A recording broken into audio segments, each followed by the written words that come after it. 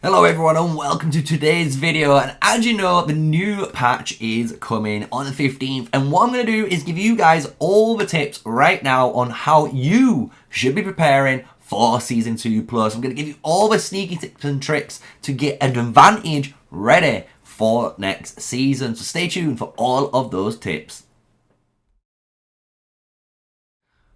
Hello, yes, smash a like, comment and subscribe for more daily videos with me, MrSneakyy. And as guess what? The new patch is live basically in your mail. So if you want to check out what's coming on the 15th of November, which is next Wednesday of this video, guess what? You're going to be able to get all of this juiciness, right? So what I am going to go over though are ways you can start taking advantage of some of these different areas in your season. So let's go over some of them, right? So the first one, what we want to go over straight away is actually talking about your heroes. So in this game now, what's going to happen is your heroes is going to reset to level 30. What does this mean? It means if you've got a hero, let's look at like Madeline for example. She's 5221, and if I wanted to work on this hero to try and make her like 5521 for an example, I'm not going to be able to do that anymore, and that is because of the way the skills are unlocked at level 30. So what I am going to advise right now is, because it's not mentioned in the patch notes, and the devs are kind of known for adding things into it last minute or within a couple of weeks of the patch, they update and add more. What we could expect is a skill lock system. So if you've got skills ready to go and upgrade on your heroes, just wait for maybe a couple of weeks after that season reset and you're going to be good as gold, right? So with that, we've got the artifacts, and the artifacts is the next big one that you're going to need to take advantage of. So what I am going to advise straight away is pick, I would say, 3 main artifacts out of all the artifacts that you want to use next season no matter what. And these are going to be your basically like your best 3 artifacts that you've used the most anyway. So for me, I have it on the Phoenix Eye, the Shadow Blades, and the Tier of Arbon. Why have I done this? It just means I've got 2 different really good different, you know, mage items to put on any of my mage units for my legendary one, so I can run double pairings. And then I've got Shadow Blades because it is my highest leveled archer artifact, so that's why I've gone for that. So what I've been doing is, because of the new way the artifact system is, you're not going to have any resets now on the artifacts, so you can actually work on these quite hard, and I'm going to advise some more artifacts that you should be working on. So what I would suggest is always get 3, maybe 4, you know, artifacts that you've got maybe at level 3 or above in their, you know, category, and get them to level 6 there. It's going to be really easy to do that. Once you've got your level 60 on like 3 or 4 legendary artifacts, you can keep the rest around 50 or 30, as you can see here, if you're just trying to get some start upgrades. But what you want to do is actually come down into the epic tier now, because there's a very important artifact, as you can see, that I've already level 50 for one important reason, and that is going to be your potion of vigor. It sounds crazy, I know, but every single point in this increases the building engineering %. And now, if you just put in the time and effort, honestly, just max it out as much as you can, just get it over and done with. So it is there. Guess what? You're going to get an extra 27% engineering at the start of the game on your level 30 order, which you're going to be using straight away as a builder, which is really, really good. And obviously, you're going to get access to that 100% increase. So this is going to be one of those that if you don't do this, I'm just going to say it to you now, your alliance is going to be a lot slower to all the other players in the game that did do this, and they're all basically building at maximum capacity at the very beginning. So I would definitely work on this. Another one that I am working on next is going to be the Homecoming Blossom. Why? Because in this season, as you guys know, we're going to be getting access to a new map, right? And in this new map, we could be getting access to these spires that might be located in these different zones, which allows us to obviously teleport from, say, Camelid here, and we can go across the border into the enemy's area here in Rozon, right? So we can do stuff like that. As well, in this season, as you guys know, you have the big spirits statue system. So you're going to need March speed and a homecoming blossom the further and further on in the game, because what you're going to need to do is send your March to this runic statue, basically get the points, and then once you're done, you can homecoming blossom instantly, and then obviously start teleporting it right back, so you don't have to waste no time, and you can come obviously to the closer one if it's in within the next couple of hours too. So that's a really important artifact in this game mode, especially in this season, that we've noticed that everyone is starting to use. So why not get this maxed out? You get maximum march speed, and if you really wanted to go farm killing with it, guess what? You're getting Legion Defense march speed, and if you get caught out and you get, you know, far enough away, you can just blink back home and you're good. You're good as gold, right? So this could be a really good menacing even PvP artifact potentially in the future. Another one we're going to go over in the epic category is going to be Cloak of Stealth. I would recommend this if you want to get this level 50. This is going to be used especially now in the Spire. You're going to be able to get a cavalry unit, put him into the enemy zone, and Cloak of Stealth. And as soon as you do that, it's going to be terrifying, because you can go anywhere you want in that zone, and you can be hidden for that duration where they think you're, you know, it's all safe, and then you can just go on a farm killing spree. I'm just saying, right?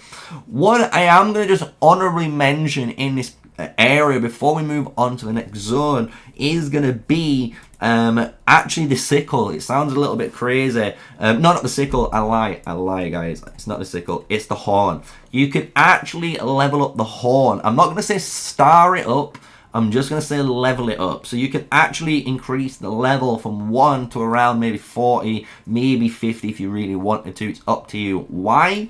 Because now, because no artifacts are actually getting reset, you're going to get an insane amount of gathering speed. And in the early game, when you're only farming these level 4 and 5 tiles, guess what? You're going to be now maxing out on a level 7 tile with an insane amount of gathering speed. So you are going to gain an advantage in the open field. And we just noticed that little camera knock. Don't know why it does that, guys, but it is what it is. You know, we work with what we've got right now. But this is going to be the honorable mention. If you really wanted to, you could do this too. I'm not going to say go for it. It's just something that you guys can maybe think in your head and go, do you know what? It actually does make sense. I've got a bunch of dust left over, right? But what you should be doing afterwards, if you've done all your main ones, so you're in a position like me, and what I'm going to be doing, all I am honestly going to be doing is maxing out this Cloak of Stealth and this Blossoming to 50 next, and then I'm going to be sitting on my dust, and that's what this is going to lead into. So as you guys know, with the artifact area, your dust does not actually it's not gonna get scrapped at the end of this season. So what this means is you can actually stack up a massive amount of arcane dust ready for next season. And guess what? When that new artifact comes out, and if you really wanted to try and roll for it, you can instantly max this thing out almost to level 60, get it up all the way to the star level, and keep rolling, hopefully, and you might get extra levels for it. So really powerful effect there that you guys should be doing, right? So that's like the heroes and artifact section out of the way on the season reset, what you should be taking advantage of, right? Another one, what we should be taking advantage of, as you guys know, I'm not in it yet, but we are coming up to the end of the season, as you guys know. When you come to the end of the season, what ends up happening is that little season migration and preview area will pop up just to the left here of the bundle area. What that's going to allow you to do is know when your next season starts. And this is very important, because when that starts and you can see when you line up and your new season is going to begin, if it lands on, say, a Monday, Tuesday, Wednesday, Thursday, Friday, basically what you want to do is hold off from, well, I said Tuesday. If you're on a Tuesday, Wednesday, Friday, all the way up to Sunday, basically. If you're on any day apart from a Monday, and you are starting your season, what you want to do is go to the store here, and you see how I haven't bought my basic CP recovery. You want to do the same thing, because then when the season reset actually comes, what it allows you to do is actually buy this straight away, and you're gonna get a bunch of extra, it's only 1,000, but it's 1,000 extra CP that the other players won't have by not doing this little trick here. So just remember, it's a nice little basic CP trick that you can get just to get a little bit more of an advantage in that early game. What we also want to do in this now, I'm not going to lie, we need to finish up on, I'm not going to say the mundane tasks, let's just call them the mundane tasks. So go to your tails, guys, and finish all of these chapters, because if you don't, the next season when 2+ comes, guess what? You're not going to get the rewards. It's just how it works now. They've stopped doing like double rewards on the tails. So what will happen is, if you don't do it, and I'm going to be working on this on the stream in a bit, you're going to miss out on a load of gems. And if you add all of this up on screen and go into chapter 4 and then go in and do the same here, it does add up to around, I think, 950 gems that I haven't got yet. So that's almost 1,000 gems, and that's not including any of the gems that you will obtain during any of the stages. So just remember, by doing that, you're going to gain a massive amount of like a boost to your account. So at the end of the season, you might want to roll 15,000 gems, on the end of season artifact companion. What you also want to do with keys is, as you can see, I am still drawing my artifacts keys. You can keep doing these, because at the moment you're not going to gain any sort of extra artifacts at the moment in this universal artifact companion. However, if you are looking at your gold keys, as you can see, I have been dedicated now. I'm going to keep it at 300 no matter what. I'm going to do a massive 300 opening, and what I'm going to do is wait, because there is a confirmation that there is a new faction coming into the game, which I can assume, and you guys could probably assume, might come in the mid-season of Season 2+. Once they've seen how all the new mechanics work and they feel confident, then they might release the new faction. So then that's when you're going to open all of your keys, and you're going to get a new hero, hopefully, because obviously with the new faction, you normally get a new epic-based hero, which is going to be really interesting to see what they bring to the table. So if you're wondering about your gold keys, you can save them still for now. I'm on 300. I'm going to just keep it at 300, and I could go for more. Maybe if you guys say go for 5, we'll go for 5 in the comment section. So what else do you need to do? And this is going to be like, I think, the final major tips for you guys. And there's going to be one which is an obvious tip, and then the last one which is going to be the end of season grind, where I'm going to leave it up to you on what you choose to do. So instead of how, in the campaign now, the Dragon Trials used to reset, they're not going to reset. So what you should be doing now, if you've got really high level heroes, is actually coming back into here, which I'm going to be doing later on, and basically finishing it out. You need to maximize this actual Dragon Trials and get it completed, because now you're not going to get a reset. Instead, they're just going to add extra stages and make the trail basically longer. As you can see, there's all this fog here. So that's what their plan is entailing. And that's really good for you, because it means, in theory, you're going to be able to get more heads really quickly for Indis if you really wanted to work for Honor, like I am actually doing. And you're going to be able to get, obviously, most likely 3 heads a day by doing this. And that's going to allow you to get the maximum upgrades. I'm getting to the final stages, as you can see, for her before we get her awakened, which is really cool to actually see that, right? So that's the easy one that you guys are going to do, right? The last things are basically almost two things in one, right? So it's to do with your CP and your end of game goals. So as we know, the season reset is going to happen on a soft style reset, and we know artifacts aren't going to reset. So you do have a couple of decisions that you guys could be doing. Even if you think, oh, it's end of the season, I've got nothing to do, there's actually quite a lot you could be doing right now to actually help your account ready for the next season.